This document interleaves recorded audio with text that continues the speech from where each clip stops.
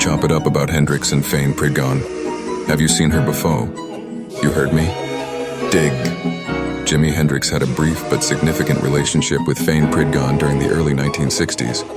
Well, she's walking through the clouds with a circus mind that's running wild. Butterflies and zebras and moonbeams and a fairy tale. When he was still an unknown guitarist trying to make his way in New York City, you know.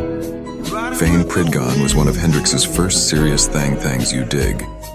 She lived in Harlem and met Hendrix, then known as Jimi James, around 1963 or 1964, during his time in New York before he became famous. Pridgon was involved in the vibrant cultural and social scene of Harlem, and her relationship with Hendrix is considered one of the most formative during his early years.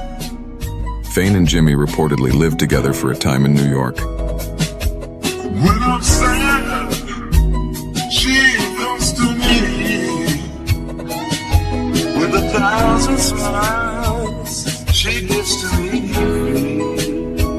Some say that Fayne's mother lived with them as well. According to her own accounts, they shared a small apartment, and she supported him financially while he was trying to get gigs and build a music career. Some of the readings have noted that Fayne's mom couldn't stand Jimi because she thought his narrow behind was a bum, always broke and leeching off of people, never holding down a normal gig. Pridgon described Hendrix as very focused on his guitar and music, but also deeply insecure at times. She often provided emotional and financial support, helping him through this struggling phase.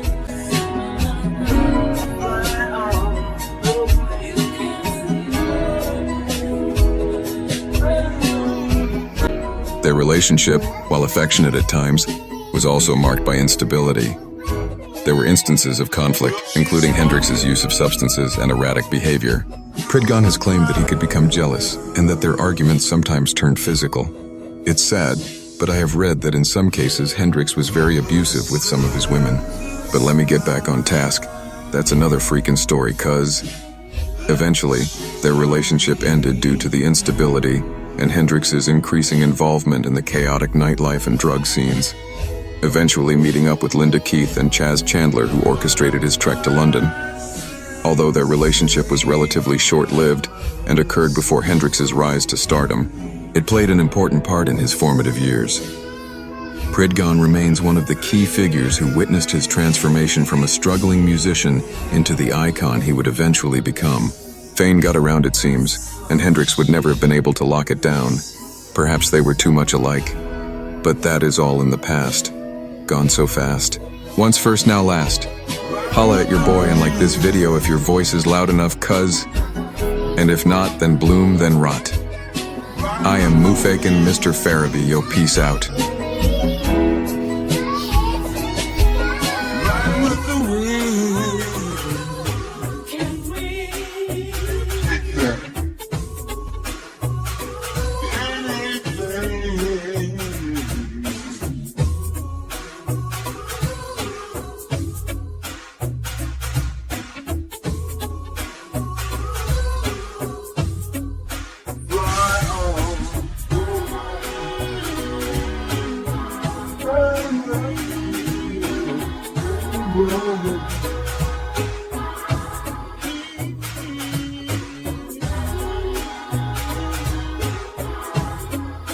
Let me tell you about